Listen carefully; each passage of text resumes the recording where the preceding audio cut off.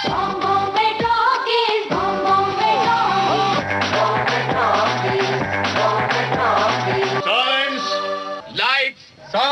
Camera action.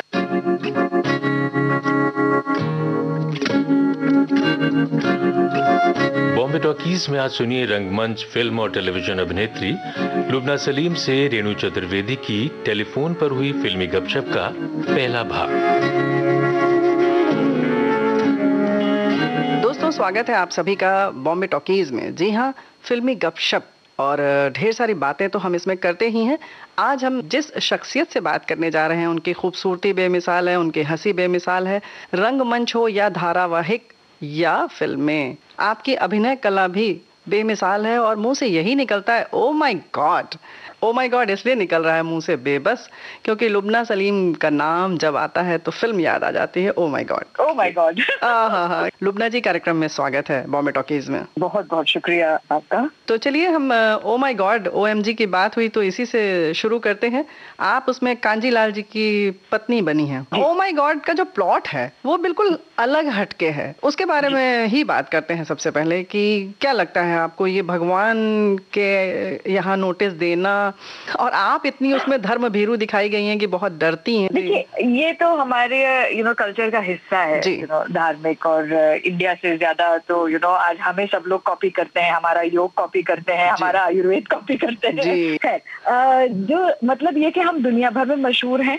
और having said that, oh my God जो थी वो एक ऑस्ट्रेलियन नाटक पर आधारित है। अच्छा। और इसका पहले नाटक ही बना था, the man who sued God पर एक वो कहानी थी, और बहुत ही पुरानी, कुछ 25-30 साल पुरानी कहानी थी। और उसके ऊपर नाटक पहले बना, कांजी वर्सेस कांजी, जिसमें जो 3 वही थी, परेश रावल जो कांजी भाई कर रहे थे, और जो डायरेक्टर था उमेश शुक्ला। तो ये दोनों इन्हीं का प्रोडक्शन था, और ये इतना चर्चित हुआ, मतलब नाटक की उसमें तो सारे ही लैंग्वेजेस में ये बनाया गया, हिंदी में, मराठी में, गुजराती में। और इसके बाद जब इसको ये लगा कि ये हर किसी से रेजोनेट कर रहा है, ये एक बात है श्रद्धा, अंधश्रद्धा की, और जहाँ पर आज की डेट में जहाँ हम श्रद्धालु या भक्तों के नाम पर हम पता नहीं क्या क्या करते हैं और क्या क्या चीजें मानने लगते हैं और उन्हीं में बह जाते हैं कि वो हमारी जिंदगी का एक हिस्सा बन जाती है। तो हमें सच्चाई और जो अंधश्रद्धा है उसके बीच में हमें कोई अंतर नहीं दिखाई देता। तो ये उन चीजों को हाईलाइट करने की एक कोशिश थी, और बहुत सुंदर प्रयास था ये। और जिस तरह से उसको इंडियनाइज किया, और जिस तरह से लोगों ने उसे सराहा, और जिस तरह से लोगों ने उस बात को समझा, तो वो एक उससे इन लोगों की बड़ी हिम्मत हुई कि ये इसको बड़े प्लेटफॉर्म पे लेकर आए और इतनी उसकी फिल्म बनाए। फिल्म में तो आप जानते हैं कितनी बड़ी सुपर डुपर हिट हुई, और कांजी भाई परेश जी का जो रोल था वो तो अमेजिंग था। और वो एक ही रिलीजन को नहीं, हर रिलीजन में जो अंधश्रद्धाएं चल रही हैं उनको सतर्क किया गया, आगे जगाने की कोशिश की गई है। बिल्कुल, कि हम ये नहीं है जहाँ पर हम जा रहे हैं। इस तरह की चीजों से आपका भला नहीं होने वाला है। ये सब चीजें जो हैं ये एक हद के बाद आपकी रियल लाइफ में नहीं काम करेगी, सिर्फ आपकी मेहनत और आपकी लगन काम करेगी, कर्म से ये कर्म काम करेंगे। बिल्कुल। तो ये बात थी। इसमें परेश भाई का रोल बहुत ही इंटरेस्टिंग था, बिकॉज ऑब्वियसली, और वो तो इतने सालों से वो नाटक कर ही रहे थे। फिर उमेश का काम थोड़ा सा उसमें इसलिए आ गया था क्योंकि एक मीडियम से दूसरे मीडियम में उसे लेकर आना था, नाटक से उसे फिल्म बनाने के लिए। तो फिल्म के तो अपने ही पैरामीटर्स होते हैं, उसमें बड़े सीन्स भी आप नहीं देख सकते हैं, या बड़े सोलोलॉकीज नहीं लिख सकते हैं। तो उस तरह से उसको फिल्म के लिए अडैप्ट किया गया। किसे भेजनी है नोटिस? भगवान को। मिस्टर भगवान। सरनेम पता नहीं, क्योंकि हम लोग मिले नहीं है। अरे कहीं तो रहता होगा मिस्टर भगवान। अरे ये नोटिस किसे भेजूं? हाँ, लोग कहते हैं कि वो मंदिरों में रहते हैं। अच्छा। लुबना जी, जो आपने कहा कि सीन लंबे नहीं, बड़े नहीं रख सकते, ये क्या कहना चाह रही हैं आप? क्या होता है कि जब हम स्टेज कर रहे होते हैं, स्टेज में आप आपको दर्शक को अट्रैक्ट करना होता है और उसका अटेंशन आप रख सकते हैं जी अपने काबू में, क्योंकि सामने हैं आप सजीव। बिल्कुल आप सामने हैं, आपका गिव एंड टेक चल रहा है, एक आपका ऑडियंस के साथ में तारतम्य बन चुका है, तो वो अलग चीज होती है। यहाँ पर जब आप बड़े पर्दे पर होते हैं तो आप गाने में उठकर जा भी सकते हैं बाथरूम, या कोई एक फोन कॉल भी ले सकते हैं आप, ये आपके ऊपर है कि आप किस तरह से या उस फिल्म को देखना चाहें, क्योंकि वो एक इंटरपर्सनल वो तो एक रिलेशनशिप नहीं रहती है, तो उसमें इस बड़े सीन्स रख नहीं सकते हैं, इसलिए कि फिर वो अटेंशन स्पैन को कैरी करना मुश्किल होता है। यानी कि लोगों का ध्यान थोड़ा सा मन हट सकता है और लोग निकल के जा सकते हैं हॉल से बाहर। जी बिल्कुल। अच्छा। और अक्सर ऐसा होता है कि अगर आप हिट फिल्में देखते हैं कोई, तो एक वो हिट क्यों होती हैं, वो इसी हम ये जो छोटे छोटे सीन्स को लेकर जो एक इमोशन बनता है हम उसी से जोड़ते हैं जाकर, और जब वो इमोशन हमें कहीं ना कहीं जोड़ देता है, और वो सिर्फ एक इंडिविजुअल के लिए नहीं, पैन इंडिया या जहां पर भी जिस कोने में भी वो फिल्म देखी जा रही है, अगर उस इमोशन से जुड़ गई तो वो फिल्म एक सुपर हिट है। ये आंकड़ों की बात नहीं है कि वो 100 करोड़ क्लब है और 200 करोड़ क्लब है, वो वाली बात नहीं है, वो वाला हिट की बात भी नहीं। बिल्कुल लोगों को पसंद आए, हिट जो लोगों को पसंद आए। और ओ माय गॉड के साथ में यही हुआ, ओ माय गॉड के साथ में यही हुआ, क्योंकि वो एक बात जो हम कभी भी बोलना नहीं चाह रहे थे, या हमें लग रहा था कि हो रहा है हमारे आसपास इर्द गिर्द, लेकिन हम कभी भी उसके ऊपर कोई टिप्पणी नहीं करते थे या फिर उसको हम फोकस में नहीं लेकर आते थे, वो बात बाहर निकल के आई और इसीलिए मुझे लगता है सराही गई, और इसीलिए मुझे लगता है वो बहुत बड़ी हिट हुई और आज तक देखी जा रही है। जी हाँ, चलिए ये तो हो गई हिट फिल्म की बात। यहाँ पर एक क्विक हिट फिल्म आपको याद आ रही है या जिसका आप गाना सुनना चाहें? अब आप हिट फिल्म की बात कह रही हैं तो ओ माय गॉड का ही कोई गाना सुन लेते हैं अच्छा सा। मैं तो नहीं हूँ इंसानों में, बिकता हूँ मैं तो इन दुकानों में, मैं तो नहीं हूँ इंसानों में, बिकता हूँ मैं तो इन दुकानों में। दुनिया बनाई मैंने हाथों से, मिट्टी से नहीं जज्बातों से, फिर रहा हूँ ढूंढता मेरे निशान है कहाँ, मेरे निशान है कहाँ, मेरे निशान।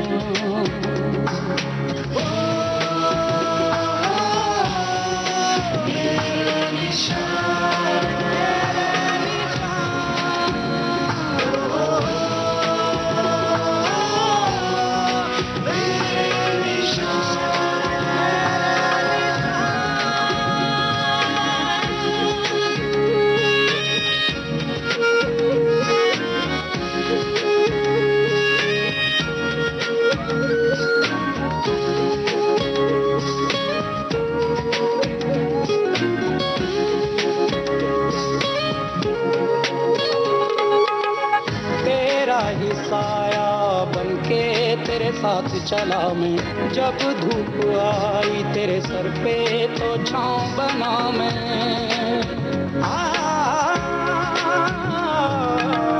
तेरा ही साया बनके तेरे साथ चला मैं, जब धूप आई तेरे सर पे तो छाँव बना मैं। राह में तेरी रहा मैं हम सफर की तरह,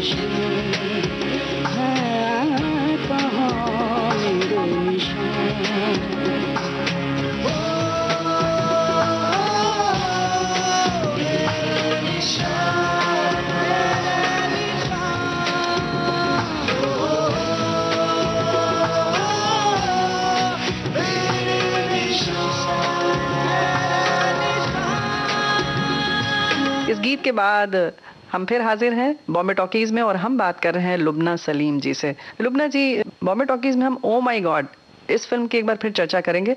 इस नाटक को जब मंचित किया गया तो आपने कभी उसमें कोई भूमिका अदा की थी या सीधे फिल्म में? ऑन द कॉन्ट्ररी, मुझसे ये कहा गया, हाल मैं नाटक पता नहीं क्यों लेकिन देख नहीं पाई। अच्छा। और फिर जब उमेश जी और परेश जी ने मुझे बुलाया तो उन्होंने मुझसे यही कहा कि देखो हम नहीं चाहते, मैंने कहा मैं नाटक देखूं क्योंकि मैं let me prepare for the role. तो उन्होंने कहा नहीं ये अच्छा ही रहेगा कि तुम ना करो। अच्छा। इसलिए कि हाँ तुम इन्फ्लुएंस हो जाओगी और फिर तो वो करना नहीं है। हालांकि देखिए अगर उस पूरी फिल्म में देखें तो जो मुख्य भूमिका है वो तो परेश जी की ही है, सारा सब कुछ पूरे परेश जी के। जो आसपास लोग आ रहे हैं वो मतलब दूसरी कास्ट है, वो सपोर्टिंग कास्ट है। नाटक में ये था कि उसमें बहुत ही वर्बोस नाटक था और जिसमें सिर्फ कांजी अपने बोल रहे हैं, लंबे लंबे उनकी स्पीचेस थी। तो उसमें दूसरे कैरेक्टर्स 3 या 4 निकल के आते थे। यहाँ पर चूंकि हम फिल्म थे, हमको फैलाव करना ही था, इसलिए जब मैं कह रही थी छोटे छोटे सीन्स बनाने की कोशिश की तो उसमें फैमिली इंट्रोड्यूस की गई, फिर उसमें आस पड़ोस के लोग इंट्रोड्यूस किए गए, फिर जो बड़ा एंट्री कृष्ण की होती है बड़ी मॉडर्न सी वो थी, फिर उसको चलाने के लिए एक गाना बनाया गया। तो यू सी ये सब चीजें होती हैं जो मतलब आपको फिल्मों में की जरूरत, ये सारे होती हैं सब चीजें जो जिसको कहते हैं कथानक और बढ़ाना, जिसको कथानक एग्जैक्टली। तो इसलिए मुझसे कहा गया कि आप नाटक नहीं देखें तो अच्छा, नहीं तो आप फौरन मना कर देंगी क्योंकि उसमें आपके लिए कोई उसमें कुछ है ही नहीं कांजी की बीवी का। तो फिर उन्होंने ये रोल बनाया, बाकायदा लिखा गया और फिर जब उनकी वो एक्टर्स की तलाश निकली तो दे वांटेड एन एक्टर, एक ऐसा कैरेक्टर चाहते थे वो जो लगे कि ये गृहिणी है और ये हर किसी के घर की बात हो सकती है। तो वो इतनी सिंप्लिसिटी चाह रहे थे, इस वजह से उन्होंने मुझे कास्ट किया था।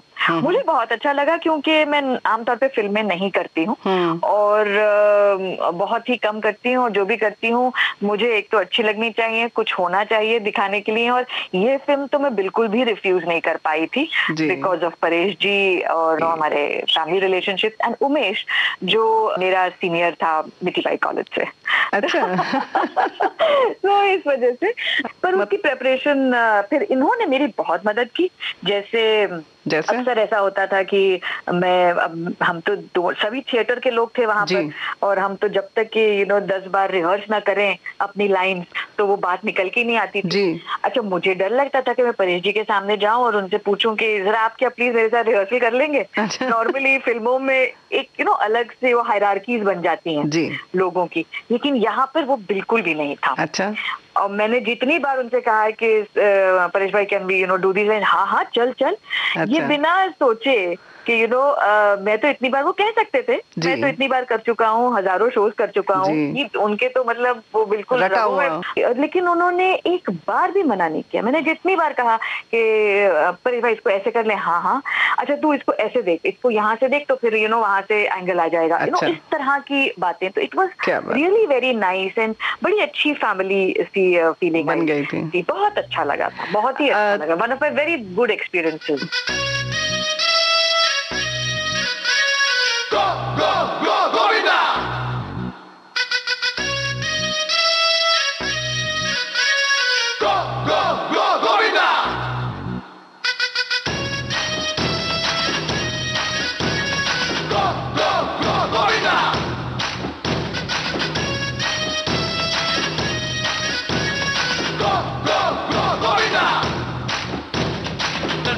के झटके मारे हैं, तू आज शोला तो हम भी फुवारे हैं, तू आसमां पे है तो चांद तारे हैं हम। के झटके मारे हैं, तू आज शोला तो हम भी फुवारे हैं, तू आसमां पे है तो चांद तारे हैं हम। चाहे तुम निकले या तुम है कसम तेरी कसम, तुझे आज छोड़ेंगे ना हम।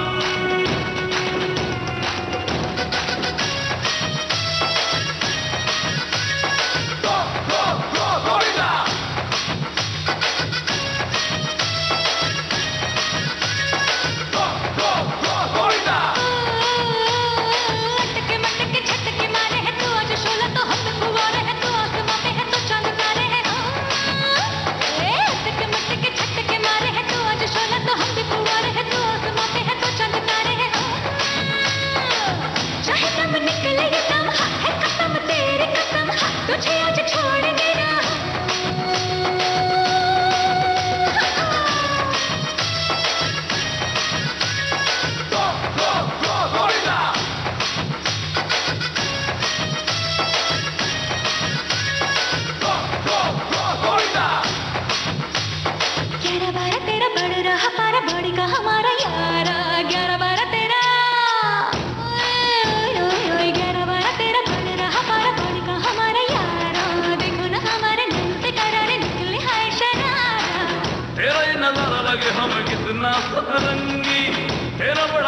जा तेरा किस्सा अतरंगी। चाहे दम निकले ये दम, है कसम तेरी कसम, तुझे आज छोड़ेंगे ना।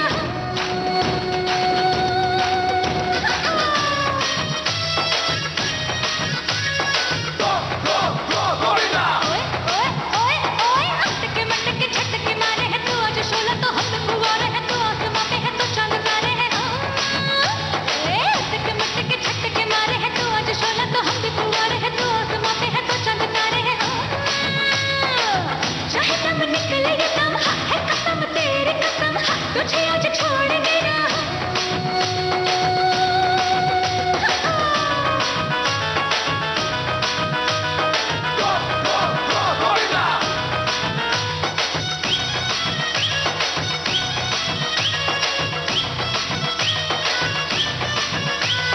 क्या ये दिल लगी है, क्या ये आशिकी है, मूड में दीवानगी है, क्या ये दिल लगी है, बोलो बोलो बोलो, क्या ये दिल लगी है, क्या ये आशिकी है, मूड में दीवानगी है, आज हवाओं में, आज फिजाओं में कैसी ये तशनगी है। आज मस्ती में तेरी गुम हो के हम दो, आज धुनगी में तेरी धुन हो के हम दो। चाहे दम निकले ये दम, है कसम तेरी कसम, तुझे आज छोड़ेंगे ना।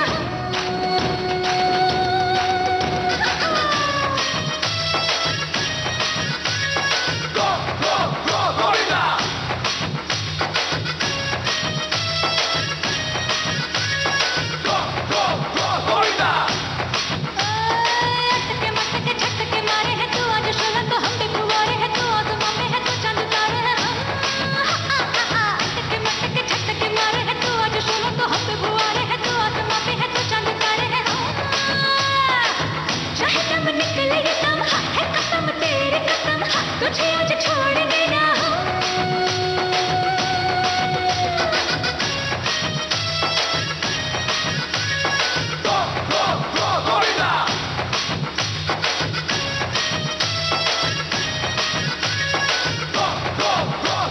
किसी खास सीन की चर्चा करेंगे आप उस फिल्म के? खास सीन मेरे लिए तो बहुत इंटरेस्टिंग था। एक तो वो सीन बहुत ही उम्दा था जब वो घर छोड़ के जाती है, जब वो पत्थर आते हैं फेंके जाते हैं और फिर वो रात में घर छोड़ के जाती है गाड़ी में बैठकर।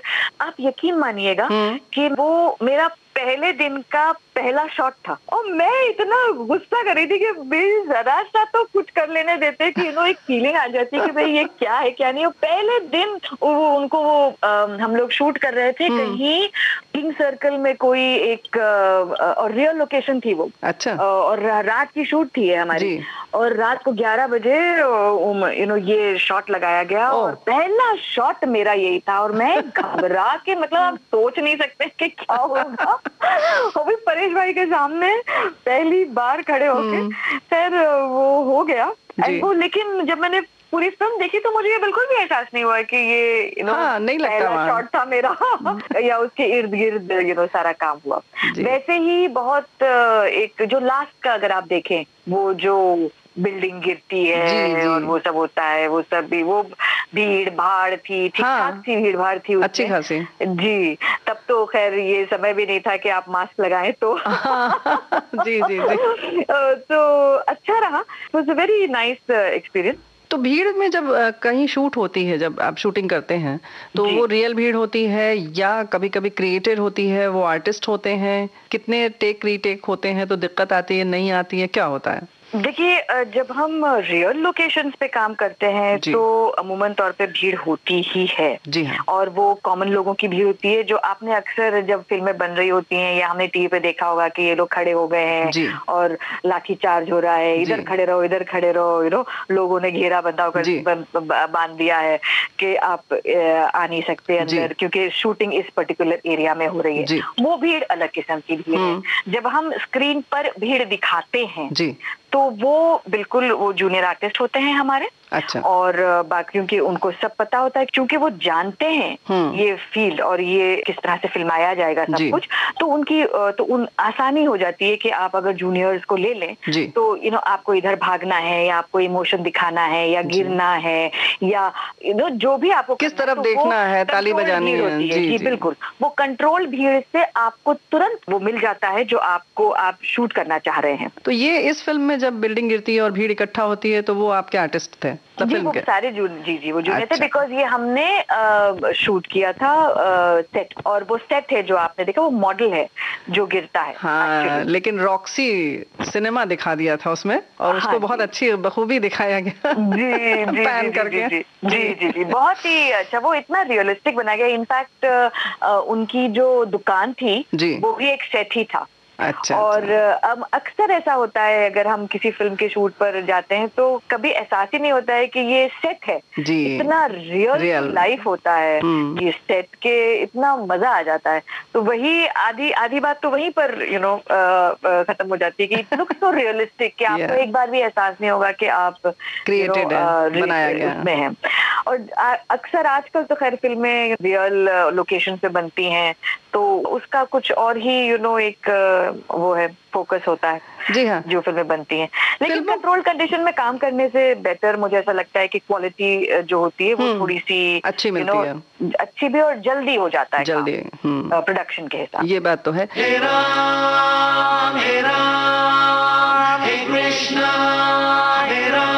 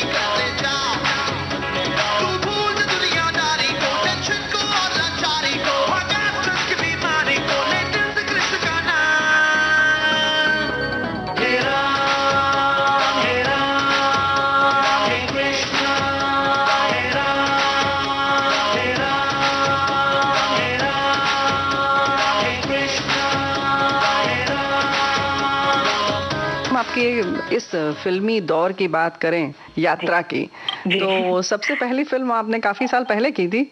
हाँ, बहुत साल पहले थी।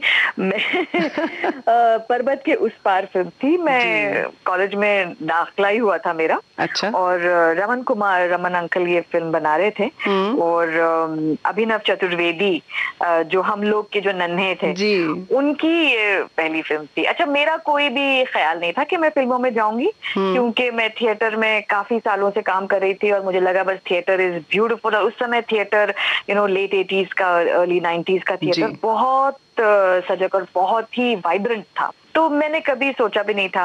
और जिस तरह से लोग प्लान करते हैं, जैसे आजकल तो सब लोग प्लान करते हैं अपने करियर के, इतने तैयारियां करेंगे, अपनी बॉडी बनाएंगे और डांस सीखेंगे, और आजकल तो एक्टिंग के कोर्स करेंगे। एक नई चीज आ गई है कि आपके इंस्टा फॉलोअर्स कितने हैं और आपके टेक्निकल वो कितना है, तो आपका सोशल मीडिया कितना स्ट्रांग है, तो उस हिसाब से आपको कास्ट किया जाए या ना किया जाए, ये भी एक एडिड चीज हो गई है आजकल। अच्छा, जी, क्या बात है। हम जब आजकल जो भी करते हैं, अभी मेरा एक OTT पर एक वेब सीरीज हुआ है सैंडविच फॉरएवर, और उसमें पहला काम हमसे यही पूछा गया है कि ma'am can you give us your social media handle, तो सारी चीजें बताएगी। तो ये सब सम्मिलित होकर और आपका पर्सोना बनाते हैं कि आप पब्लिक फिगर में कितने इम्पोर्टेंट है या नहीं है। एक्टिंग से कोई मतलब नहीं आजकल तो खैर कोई जरूरत ही नहीं होती है, थोड़ा बहुत आ जाना चाहिए और कॉन्फिडेंस होना चाहिए। आजकल कॉन्फिडेंस पे बहुत सारे लोग बहुत कुछ कर जाते हैं ना, ऐसा।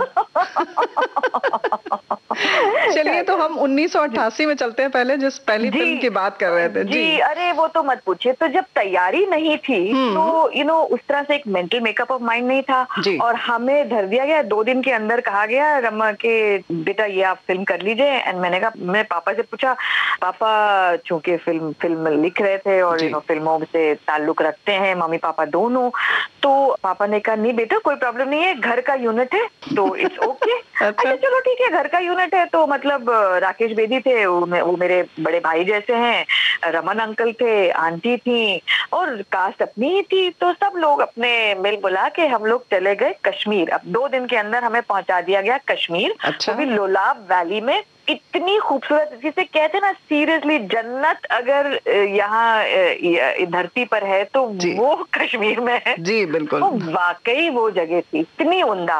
लेकिन हमारे साथ तो बड़ा इंटरेस्टिंग था कि हम यहाँ की बम्बई की पैदा हुई लड़की, पली बड़ी यहीं पर, वहां जाके जब हमें मोमबत्तियों का राशन मिलने लगा तो समझ में आया जिंदगी की असलियत क्या है। धरती पे पैर तब आया। बिल्कुल तब आया। लेकिन बहुत अच्छा भी लगा क्योंकि नया एक्सपीरियंस था। तो मेरे लिए जो लर्निंग थी, नदीम खान उसके डायरेक्टर ऑफ फोटोग्राफी थे जी, और खयाम साहब का म्यूजिक था उसमें। और मुझे तो वो इसलिए अच्छा लगा कि वो सारी चीजें जो मैं थिएटर में करी थी, और जितना भी छोटा मेरा एक्सपीरियंस था 8-10 साल का, बिकॉज मैं बहुत कम उम्र से थिएटर कर रही हूँ, तो वो सारा एक्सपीरियंस मुझे यहाँ पर आकर और एक छोटे से एंगल के अंदर मुझे एंगल से समझाया गया कि बेटा इसको ऐसे देखिए, इसको ऐसे करिए, इस डिस्टेंस पे आइए, बस 4 कदम रखना और फिर इसको ऐसे देखना। तो हर चीज, फिर उसमें डांस भी आया, फिर उसमें लिप सिंकिंग भी आई, और मैं बड़ी खुशकिस्मत के आशा भोसले जी ने मेरे लिए गाने गाए, तो खयाम साहब का म्यूजिक, लिप सिंग करना और उस पर एक्टिंग करना, और उसमें बहुत ही मजेदार एक्सपीरियंस था वो। यानी कि फिल्म का ग्रामर आपने सीखा? बिल्कुल सीखा, बिल्कुल सीखा। लेकिन जो आप मोमबत्ती वाली बात कर रही थी, क्या हुआ? मोमबत्ती वाली वो होता था हमारे साथ में, क्योंकि हम बहुत ही छोटे से गाँव में थे, कुपवाड़ा, अगर आजकल हमने बहुत सुना होगा ये नाम, उससे भी 20 किलोमीटर अंदर वो गांव था। अच्छा। और लेकिन था इतना खूबसूरत, इसमें नेचुरल झरने बह रहे हैं और अच्छी खुमारी सी, इतनी प्यारी सी ठंड, जिसे गुलाबी ठंड कहते हैं वो, और हर जगह आप देखें तो हर चीज धुली धुली लगती थी। इट वाज सो सीनिक, लोग इतने खूबसूरत, मतलब गांव वाले इतने प्यारे, और उसमें मेरा ये रोल था कि मैं भेड़ बकरियां चला रही हूँ, तो मैं तो भेड़ को ही देखकर मैं डर गई कि ये क्या होता है, और इतनी स्मेल करती है वो सारी भेड़ें। तो हमने कहा अब ये कैसे होगा, नाक तो बंद नहीं कर पाएंगे। तो नाक बंद करके एक्टिंग करनी है, चलो वो जो एक जज्बा होता है ना, चलो सब करना है। थोड़े दिनों में सारी चीजों की आदत पड़ी। क्या बात है, क्या बात है। जी, और थोड़े ही दिनों में, 8-10 दिनों में, क्योंकि सूरज जो था वो बादलों में छुप कर आता था जी, तो जो वो वाली जो किरणें होती है वो आपको बिल्कुल ही टैन कर देती है जी, तो 10 दिन में टैन हो गए। तो मेकअप दादा की मुसीबतें शुरू हो गई कि ओहो अब इसको नॉर्मल कैसे करें, क्योंकि इससे पहले वाले सीन में तो टैन नहीं थी। अच्छा। अब ये टैन हो गई है। अच्छा, उसको बराबर करना, मैच करना है। अरे वाह, बहुत मजा आता था। था। जैसे हमें खाना भी जो मिलता था वो भी या दूध मिल जाए या गांव का खाना मिल जाए। फिर वहाँ के डीएम ने एक बार हमारी दावत की थी तो पूरा वाजवान लगा था और पहली बार मैंने कहा मम्मी मैं तो खा नहीं पाऊंगी। अच्छा, वाजवान का तरीका होता है कि वो 11 डिशेज होती हैं या कितनी डिशेज होती हैं, तो वो हर डिश एक बार आती है। कोर्स अलग अलग, हाँ जी, 11 कोर्सेज जी, वो कोर्सेज होते हैं, तो वो एक बार एक चीज आती है, तो आप फिर वो खाएं फिर दूसरा खाएं। और हम तो मतलब उस टाइम पर 40 किलो के वजन वाले किस पेट में डालूं और मना आप कर नहीं सकते हैं, वो बुरा मान जाए जो होस्ट है हमारे। तो खैर बड़ी मजेदार चीजें होती थी। आप सोचिए वहां पर भी मतलब अब कोई दिल्ली जाए तो हमारे लिए ये ले आओ, ये ले आओ, ये ले आओ। और हमारा ये होता था कि अच्छा मेरे लिए शॉल ले आइएगा, मेरे लिए मोजे ले आइएगा। अच्छा। इतनी ठंड होती थी वहां पर। और लाल बाजार था, मुझे लाल बाजार था वो, वहां पर अक्सर जो भी जाता था। और आलू की भरमार होती थी, तो और मेरे फेवरेट होते थे आलू, बहुत मजा आता था। आलू अब भून भून के खाते थे, रजाइयों में सोते थे, मोटी मोटी रजाइयाँ, कांगड़ियां रख के। वो वक्त ही कुछ और था, इतनी सिंपल लाइफ थी। उसके साथ में जो हुआ था वो ये हुआ था कि जैसे ही हमारी शूट खत्म हुई, हम कश्मीर आए और वहां पर कर्फ्यू लग गया। तो we were the last unit जो गए थे वहां पर शूट करने के लिए। तो उसके बाद में फिर हमें कैसे, हम लोग इतनी मुश्किल से दिल्ली तक हमें फ्लाइट मिली और फिर हम वापस आए। तो ऑल इन ऑल वो एक्सपीरियंस पहला था, लेकिन मेरे लिए बहुत ही बैगेज लेकर आया था, इमोशनल बैगेज लेकर आया था, क्योंकि मैं एक तो तैयार नहीं थी। इसीलिए मुझे ऐसा लगता है कि कोई काम नहीं करना चाहिए जिसके लिए आप मेंटली और फिजिकली प्रिपेयर्ड ना हो, क्योंकि वो आपके लिए बहुत बड़ा एक्सपीरियंस लेकर आएगा और ज्यादा करके नेगेटिव एक्सपीरियंस ही लेकर आएगा। इसीलिए जिस चीज के लिए आप तैयार हो, you should be absolutely prepared to face things so that you can face them better. और उसमें आप अपना प्रदर्शन भी बहुत अच्छे से कर सकते हैं।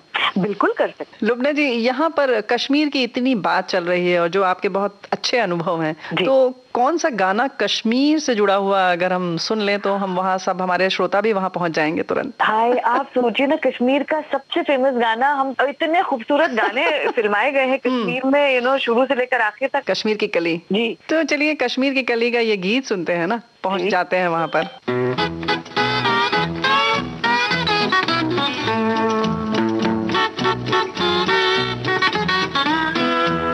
ये चांद सा रोशन चेहरा, जुल्फों का रंग सुनहरा, ये झील सी नीली आंखें, कोई राज है इनमें गहरा। तारीफ करूं क्या उसकी जिसने तुम्हें बनाया।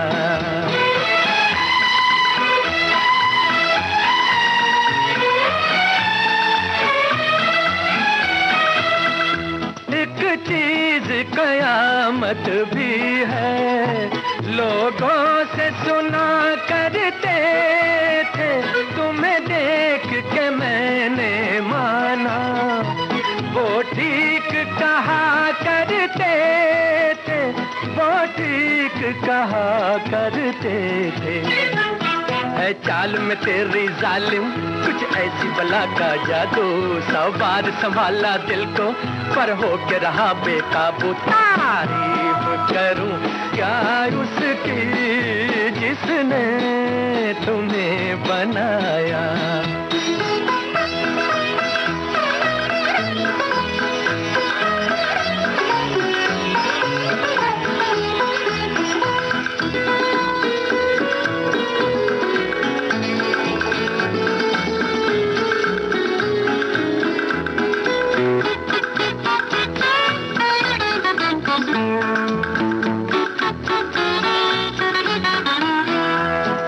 सुबह किरण की लाली है रंग तेरे गालों का, हर शाम की चादर काली साया है तेरे बालों का।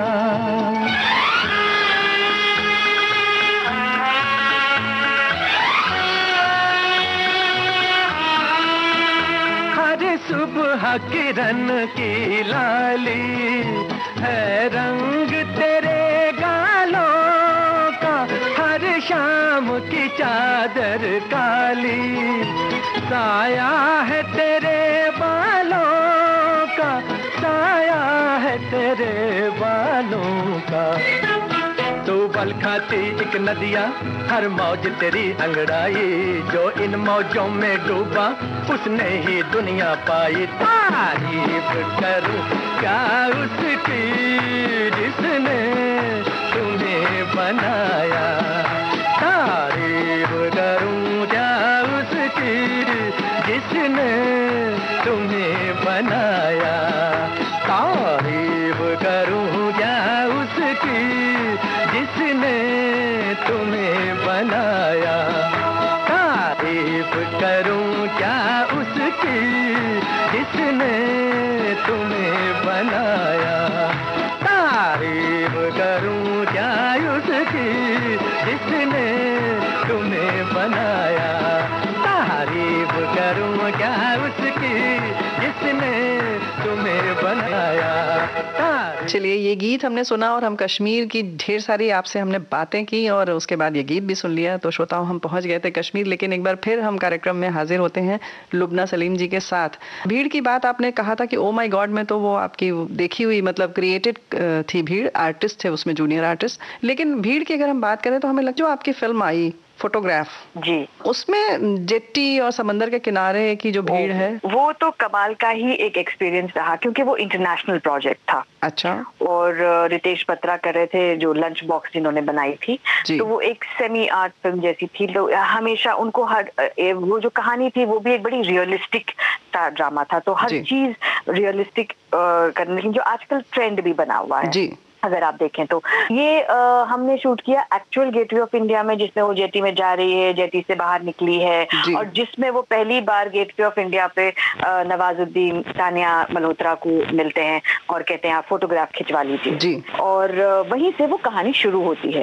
तो हमारा कॉल टाइम हमको मिलता था सुबह 3 बजे का, 4 बजे का, और चूंकि परमिशंस लेनी होती हैं एक्चुअल लोकेशंस पे शूट करने के लिए, तो उसमें हमें परमिशन थी शायद 7 या सुबह 8 बजे तक की। तो हमारे पास सिर्फ 2 घंटे या 3 घंटे हुआ करते थे उस लोकेशन पर शूट करने के लिए, बिकॉज वो पब्लिक लोकेशन है गेटवे ऑफ इंडिया, और बहुत ही क्योंकि ताज होटल के सामने की है, तो इट्स वेरी फ्रेजाइल। इसमें परमिशंस के साथ में यहाँ से वहां तक पुलिस के घेरे और लोगों की भीड़, और आप इधर नहीं आ सकते, उधर नहीं आ सकते। तो हमारा ये होता था कि हम पब्लिक के आने से पहले शूटिंग खत्म कर लें। लेकिन कमाल ये था कि हम जब जेटी में जाते थे शूट करने के लिए, तब तक तो, और जिस जेटी के अंदर तो वो लोग थे जो मतलब जूनियर्स थे, लेकिन जैसे ही हम बाहर आते थे जी, तो आपको आम भीड़ मिलती थी वहां पर जी। तो जो आप देख रहे हैं ज्यादा करके मिक्स है, कुछ हम जूनियर्स हैं और कुछ एक आम भीड़ है। अच्छा। क्योंकि वो इंटरनेशनल प्रोजेक्ट था, तो इस वजह से कोशिश ये की गई कि मतलब 800,000 लोग जो हैं वो जूनियर आर्टिस्ट आ जाएं। अच्छा। लेकिन उसके बावजूद भी वो भीड़ लगता था बहुत थोड़ी सी है, जो हमें एक्चुअल रियली भीड़ मिली उनमें। और यही होता था कि जब तक कि हम और हमारे जो वैन्स थी, वैनिटी वैन, वो जरा दूर लगी हुई थी, तो जब तक कि हम लोग सब लोग चल के जाएं तो वो हमें कॉर्डन ऑफ किया जाता था कि आम भीड़, आम लोग हमारे आसपास ना आए। तो हम उसके अंदर चला करते थे, उसके अंदर आया करते थे, जाया करते थे। हाँ, वो अपने आप में एक बहुत इंटरेस्टिंग एक्सपीरियंस। लेकिन ऐसे लोग रियल भीड़ को रोकना बड़ा मुश्किल होता है। लेकिन लोग पहचान लेते हैं, पहचान तो लेते हैं, पहचान ही लेता है। शूट जहाँ आपने एक कैमरा रख दिया, आजकल तो आपने जहाँ एक मोबाइल फोन से शूट करना शुरू कर दिया, वहां पे 4 लोग आके खड़े हो जाते हैं, तो भीड़ की तो आप किसी को रोक ही नहीं सकते। जी जी, बहुत ही इंटरेस्टिंग। अभी आप थोड़ी देर पहले हम लोग बात कर रहे थे पर्वत के उस पार की। मुझे एक बहुत ही अजीब सा मेरे साथ जो एक्सपीरियंस था वो मैं आपको बताती हूँ भीड़ को लेकर। रात में एक सीन हम शूट कर रहे थे वहां पर। आप सोचिए, गांव में ठंड में हम शूट कर रहे थे और हमें लगा हम लोग करके निकल जाएंगे। तो उसमें वो है कि घेराव होता है और जो गुंडे हैं वो आकर हीरो और हीरोइन को मारने लगते हैं। और थोड़ा देर तो हुआ, हम लोग 7 बजे वहां पहुंचे, हमने लगा 9 साढ़े 9 बजे तक हम लोग निकल जाएंगे ये काम करके। गुंडे तो थे, वो तो जूनियर्स थे, चूंकि वो फाइद दादा के लोग थे। और थोड़ी देर में कुछ लोग आए, 8-10 लोग आए, फिर 15 लोग आए। अच्छा, यूनिट भी हमारा ज्यादा छोटा था, हम बड़ा यूनिट लेके ही नहीं गए थे लोकेशन पर। और आधे पौने घंटे के अंदर कुछ 5-6 आसपास के गांव वाले आकर वहां पर खड़े हो गए और हमारे पास ना मैन पावर उतना कि हम लोगों को रोक सके जी। और मतलब कि वो जो बेचारे फाइट दादा थे वो सारे मास्टर्स थे और सारे हमारे असिस्टेंट थे, एडीज थे, सब ऐसे बिल्कुल हाथ से हाथ जोड़कर ह्यूमन चेन बनाकर खड़े हुए थे कि और आवाजें चिल्ला के भैया थोड़ी देर रुक जाइए, हम ये सीन शूट कर लें, ये सीन शूट कर लें। और वो करीब आते गए, लिटरली मैं आपको बता रही हूँ, मेरे रोंगटे खड़े हो रहे हैं इस तरह मैं आपको बता रही हूँ। और अभिनव ने और जो विंता नंदा डायरेक्टर हैं, वो हमारी असिस्टेंट, उन्होंने वहीं से अपनी शुरुआत की थी। विंता ने और अभिनव ने मुझे ऐसे बिल्कुल ऐसे हाथ के अंदर जकड़ रखा था, बिकॉज मैं कांप रही थी और रो रही थी कि ये ऐसे लोग आ रहे थे आसपास। अच्छा, वो हीरोइन को देखे या वो ये एक्ट्रेस को देखकर कुछ था या क्या, I can not tell you. फिर हम शूट ही नहीं कर पाए वो वहां पर, उनको किसी तरह से डिस्पर्स किया क्योंकि संभव ही नहीं था। हाँ। बिल्कुल सुरक्षा की बात आ गई, डर, बिल्कुल वो सुरक्षा, बिल्कुल वो बैरिकेड तोड़ ताड़ के और सारे अंदर आ गए। मतलब it was terrible, terrible terrible terrible. तो ऐसा भी होता है, अक्सर होता है। तो इसीलिए आजकल जो है तो लोग बाकायदा अपने सिक्योरिटी वगैरह लेके सिक्योरिटी को लेते हैं और सबको लेकर चलते हैं जी। जागते रहो, हथेली खुलने लगी कि रात अब उड़ने लगी कहानियों की। शाम तो चली, सुलगने दो जरा शब को कि खुशबू आएगी सबको हर ख्वाबों की। जागते रहो, हथेली खुलने लगी कि रात अब उड़ने लगी कहानियों की। शाम तो चली, सुलगने दो जरा शब को कि खुशबू आएगी सबको हर ख्वाबों की। पहला पहला ये कदम है, चाहत है पर जोर कम है। पहली पहली रात है ये, आगे जो हो आखिर अगर ठीक है तो सभी ठीक है। जागते रहो, हथेली खुलने लगी कि रात अब उड़ने लगी कहानियों की। जागते रहो।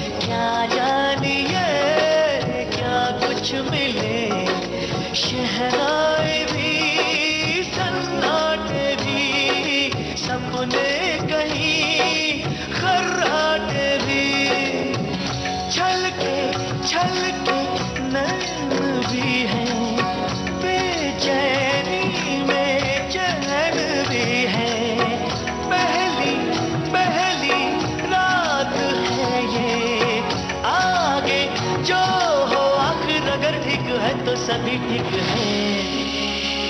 हो जागते रहो, हथेली खुलने लगी कि रात अब उड़ने लगी कहानियों की। जागते रहो। अच्छा, ये बताइए कि आपने जब 1988 में ये फिल्म की जी, तो फिर आप हीरोइन के तौर पर क्यों नहीं आई फिल्मों में? मैंने एग्जैक्टली थोड़ी देर पहले यही कहा था कि जब आप मेंटली किसी चीज के लिए प्रिपेयर्ड ना हो तो वो काम नहीं करना चाहिए।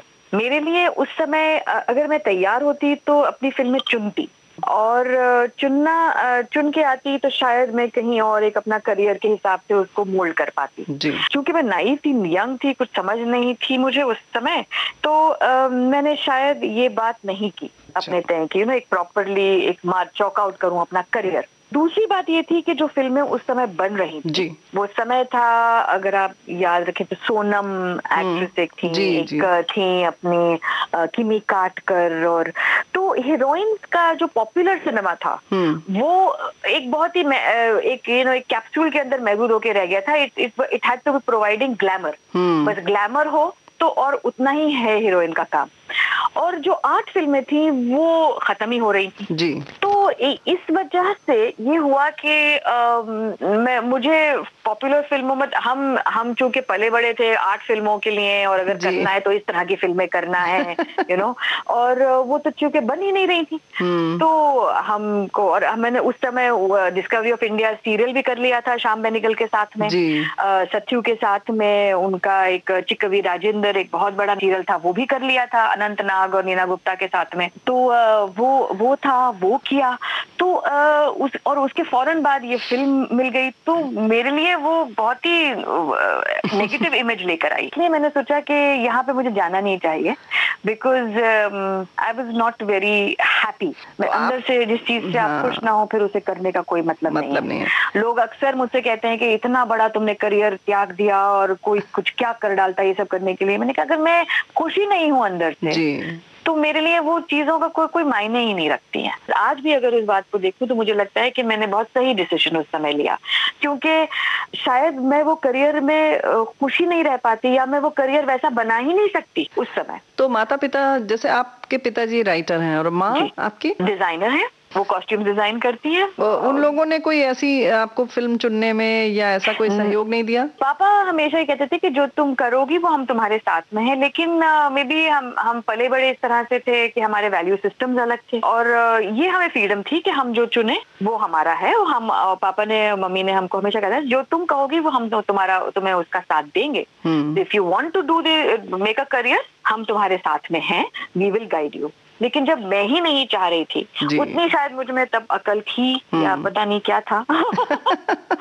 जब आपको अफसोस नहीं है तब तो अच्छी बात है कि आप खुश हैं। बिल्कुल नहीं, क्योंकि देखिए कोई उम्र नहीं होती फिर। जब मैं वापस आई तो मैं अपने मन का काम कर सकती थी और मैं आज बहुत खुश हूँ wherever I am, क्योंकि वो जो समय था जो मैंने अपनी फैमिली को दिया, क्योंकि उसके फौरन बाद मेरी शादी हो गई थी और बच्चे हो गए थे, तो मुझे लगा कि वो बहुत अहम हिस्सा, सबसे अहम हिस्सा एक औरत के लिए वही होता है कि उसकी फैमिली। तो I will not say that I regret them at all, I left a career because I was very happy। मैं बहुत खुशी है कि मैंने वो 10-12 साल अपनी फैमिली को दिए और जब मैं दोबारा आई तो उसी खुशी के साथ आई और उसी इत्मीनान के साथ आई कि I will do it and I will do the best. के पिताजी जावेद सिद्दीकी जी और माँ फरीदा जी, तो आप इन दोनों में से किसी की फिल्म का एक गीत यहाँ सुनना चाहेंगी? उमराव जान से सुना दीजिए, देखा बेमिसाल। इन आँखों की मस्ती के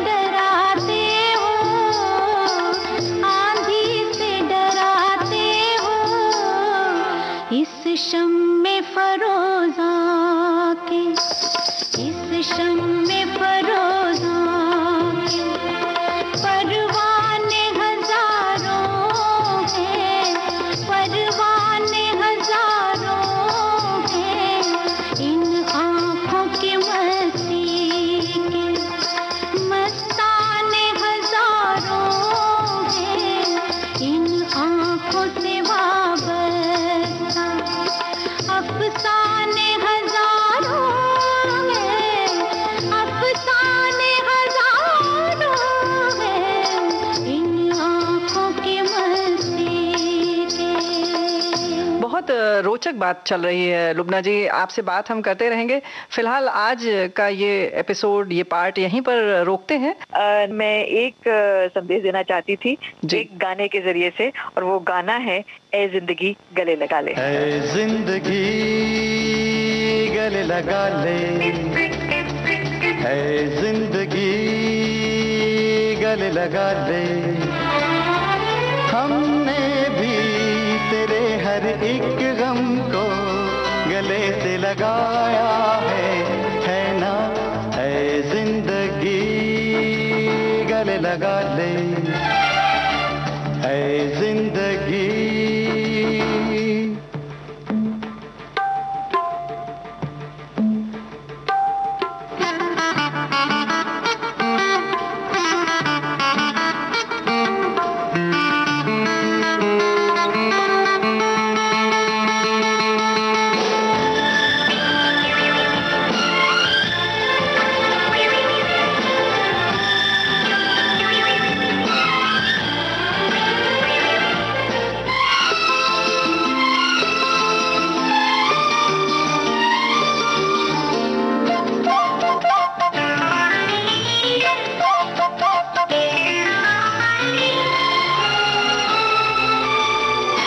हमने बहाने से छुपके जमाने से पलकों के पर्दे में घर भर लिया।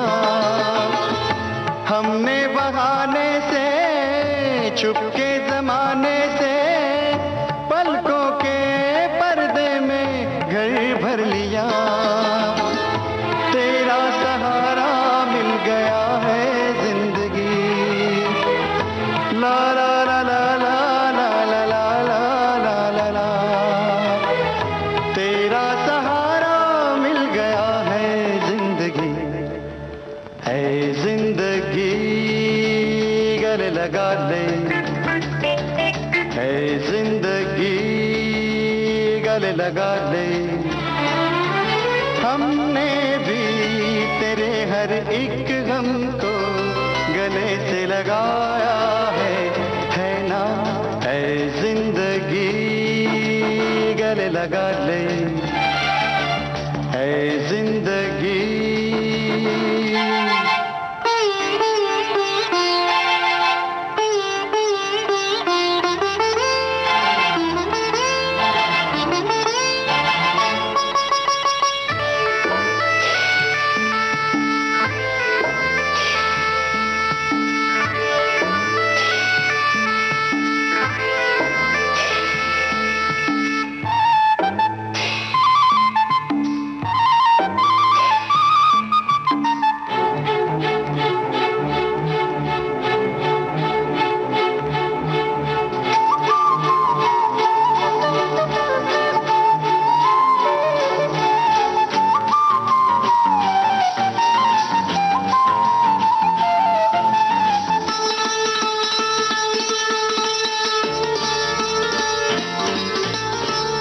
छोटा सा साया था आंखों में आया था, हमने दो बूंदों से मन भर लिया। छोटा सा साया था आंखों में आया था, हमने दो बूंदों से मन भर लिया। हमको किनारा मिल गया है जिंदगी, ला ला ला ला ला ला ला ला ला ला। हमको किनारा मिल गया है जिंदगी, है जिंदगी गले लगा ले, है जिंदगी गले लगा ले। ला ला ला ला ला ला ला ला ला ला ला ला ला। है ना, है जिंदगी गले लगा ले, गले लगा ले, गले लगा ले, ओ गले लगा ले। बॉम्बे टॉकीज में अभी आप सुन रहे थे रंगमंच फिल्म और टेलीविजन अभिनेत्री लुबना सलीम से रेणु चतुर्वेदी की टेलीफोन पर हुई फिल्मी गपशप का पहला भाग। तकनीकी सहयोग विनायक तलवलकर, प्रस्तुति सहयोग आकांक्षा सिंह और प्रस्तुतकर्ता रेणु चतुर्वेदी। डिजिटल अपना बॉम्बे टॉकीज, पिक्चर ही कल्चर है अपना बॉम्बे टॉकीज। रॉकिंग है रोलिंग है अपना बॉम्बे टॉकीज। डूपर है अपना बॉम्बे टॉकीज।